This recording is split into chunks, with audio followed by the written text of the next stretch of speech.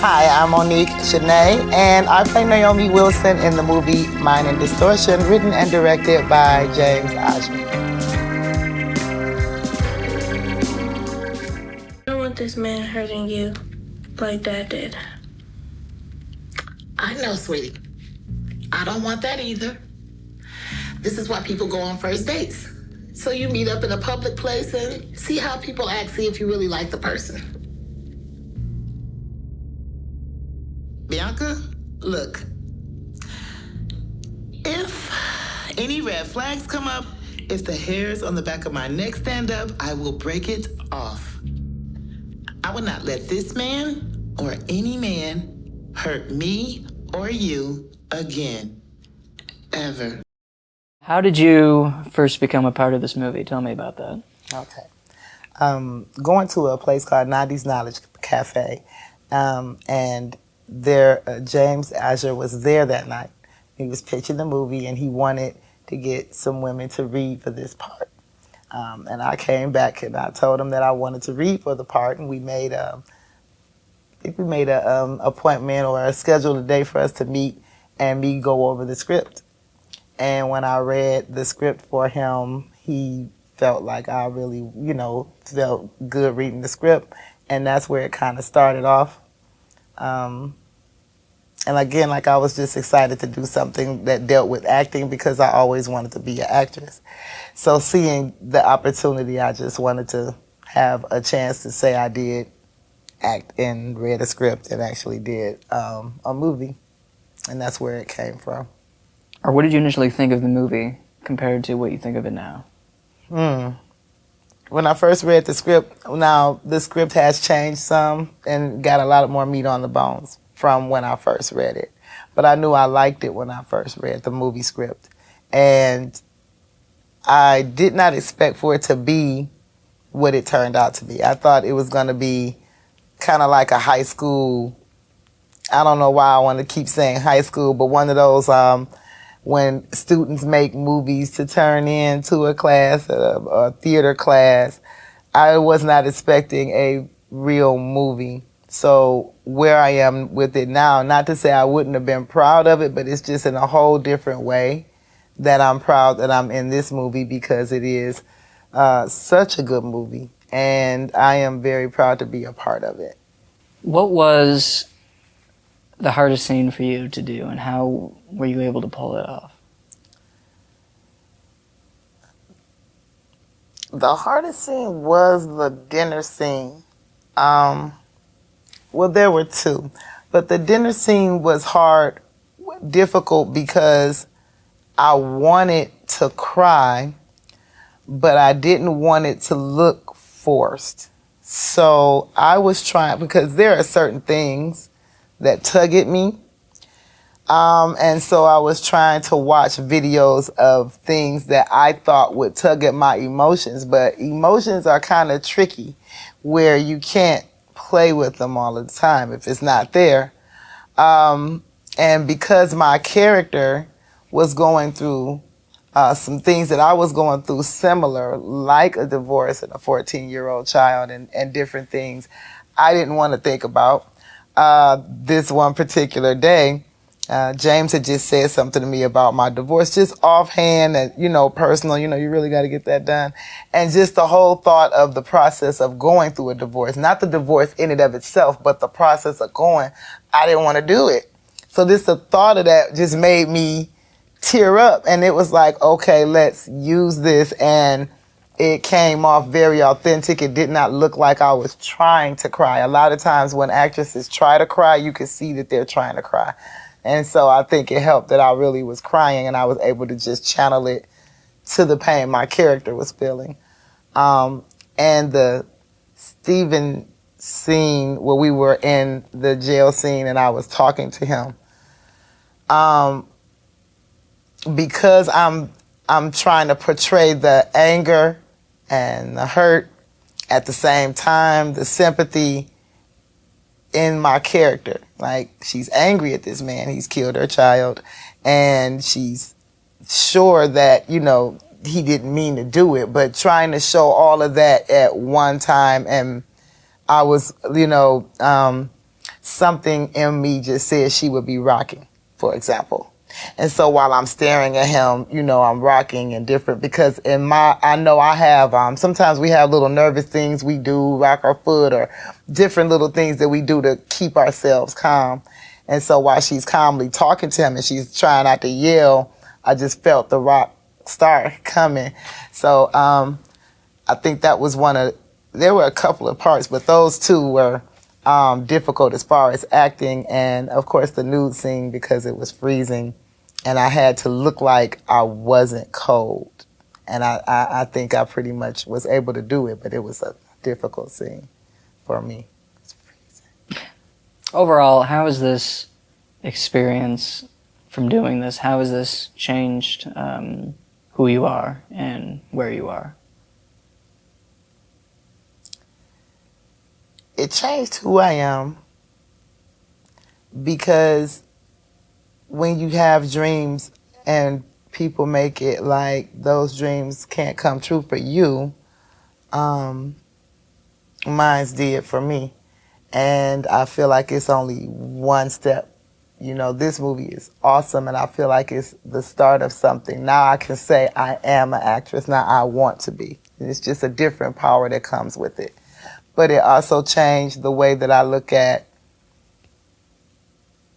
not just myself. It made me feel good about myself, but also my situations because of the divorce, because of so many things that were going on, getting out of a toxic relationship, trying to change and do things difficult and navigate through life. There's this one part where NAOMI says, like, I don't know if I'm doing this to prove it to other people that this man basically didn't break me or if I'm doing this for myself. Like that whole newness of, because when you marry someone, especially for years, you feel like that's it. That's who you're going to be with. And, but then when that doesn't work and it's like, okay, if I'm not this person, okay, well, who am I? I didn't plan for that.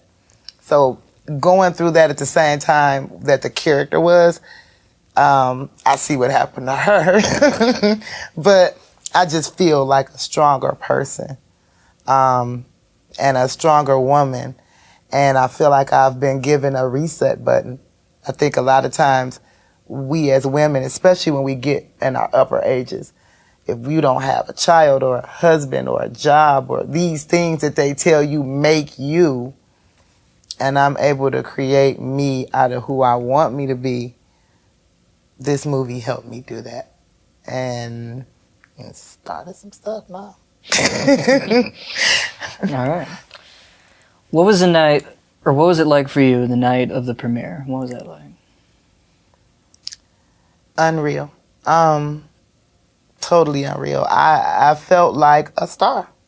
I watched the movie, I liked the movie, but I had never been to that movie theater before. And so I knew it was going to be nice, but I didn't know it was going to be that nice. So when I pulled up and saw the movie theater alone, even from the outside, I was impressed. But to go in and see, the way everything was set up, and when I looked and saw the movie poster with the lights around it, I just felt like so Hollywood, like I had arrived. So many people there. And then to see such a mixed audience, I was amazed at how many people showed up, but how mixed the audience was. When Detroit movies usually have all black audiences, they just do. And so when I came in and seen like 50% black, 50% white, I kind of was worried that one side wasn't going to like the movie, it was going to be to this or to that. So that was the biggest part to me, is everybody, the applause and the way that they were into the movie. You could hear people reacting to the movie while it was going on, gasping and yelling out and getting into the story. So I felt like a celebrity that night. I felt like a star that night. And not only just a celebrity, but a successful one. Because we did a great project. It wasn't just like, oh, she did a movie. It's like, oh, they did that. And I felt like that night. Awesome. Last thing. Could you talk about your friendship with James and how it started, the process of it, the journey of it, and where it's at, and everything? I think that I learned that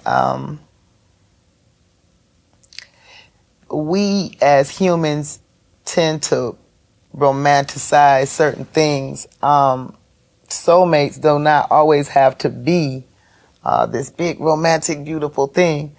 James and I are soulmates because when I met him, there was always this spark of creativity about James and always this maturity about James. I never thought that James, I put James at like 30-something years old because of the way he presents himself.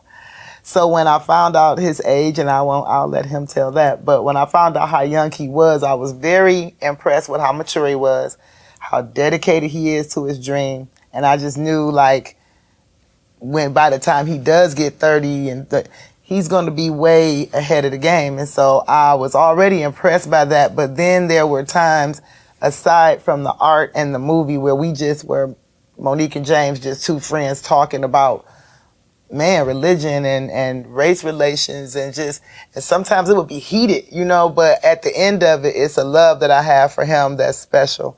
And I think that we're soulmates when it comes to the creativity, because when we get together and start collaborating our thoughts and ideas, we come up with great things. And I'm just overwhelmed of how talented and aware.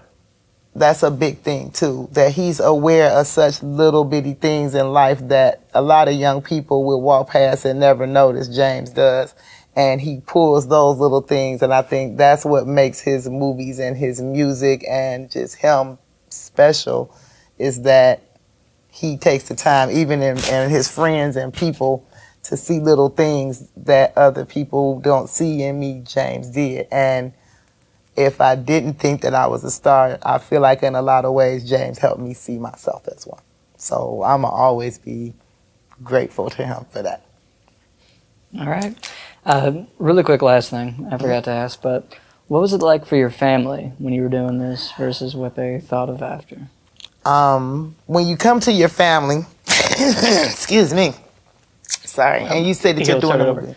Okay. What was it like for your family when you're doing this versus now? When it comes to your family, so let's say I've always wanted to be an entertainer. I've always been into acting and singing, dancing or rapping and stuff. So my family already knew this about me because my cousins were in there, you know, seeing me do it.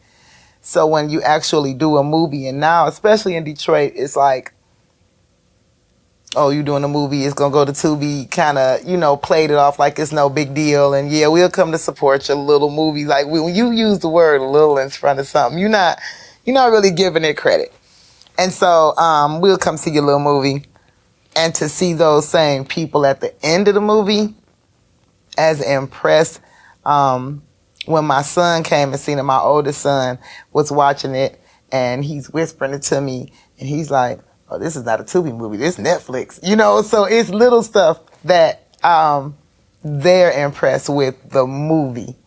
And I was more wanting that. I don't want them to like the movie because I'm in it.